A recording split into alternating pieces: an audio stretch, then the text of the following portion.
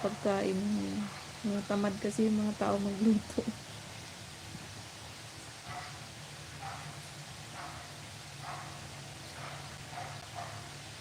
Maasa sa mga bili-bili, mga ready-made, mga ready na ano, pagkain.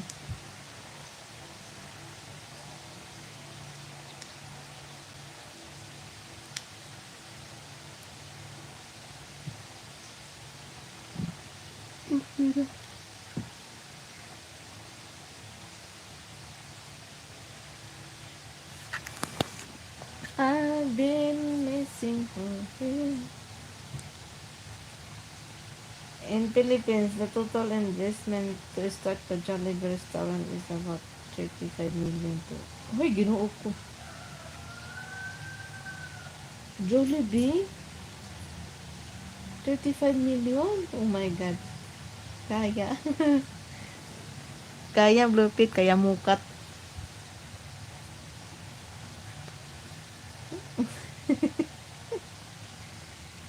$35 million, Bluepit? Seryoso? I-research mo?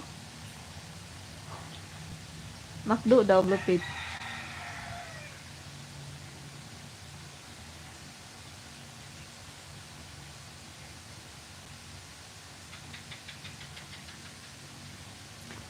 Maglalabas sana ako eh. Kaya nang hapon na natatamad na ako. Alanganin sa oras. Mamaya na lang siguro. Siesta time muna. Wala na akong panty. Wala na akong panty. Kailangan ko nang maglaba. Sa munisipyo yung may Jollibee na. Wala. Doon pa sa Tagum. Pupunta pa kami doon. Doon talaga yung ano talaga city na kung anong kailangan mo. Nandun yung mga mall. Gaysano. Lahat nandun sa Tagum City pa. So dito wala. Ano lang, mga grocery lang. Layo pa. Ang pamasahe pag mag-jeep ka or bus 25 pa to. 25 or 50. Ay, hindi kasi nung pandemic nag-50 yun. Nung pandemic. Ewan ko lang ngayon kung bumaba na. Siguro nang bumaba na.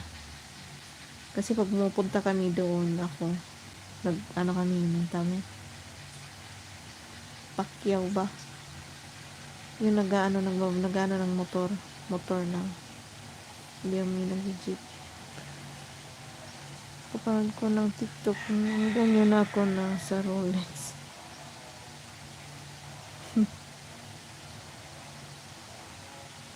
Si Makoy nag-order sa Shopee 135 na Casio. Ang design nakita ko pang lalaki, malaki. Pagdating dito sa bahay, pambabae na design. Casio 135 lang. Siguro tatagal lang yan ng isang buwan. Free shipping pa yun na 135. Nabudol. Cost in the Philippines is 30 million to 50 million. Siyempre, ginawa ko pagkamahalan lang yun. Sa 1,000 wala ta.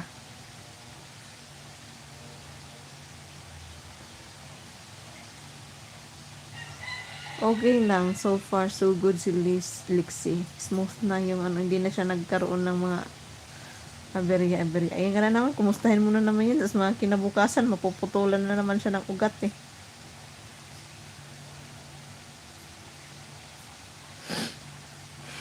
Ang sakit ni Lexi lagi. Napuputulan siya ng ugat. Maliliit niya mga wirings niya. Yan ang ano niya lagi. Yung mga rayuma niya. Napuputol. Pag dinadala namin doon kay Aling Rosie. Yan. Meron siyang putol na ugat. Maliliit yung wirings niya. Pag nababasa, natutunaw yung balot. Yan, dyan nagkakaroon ng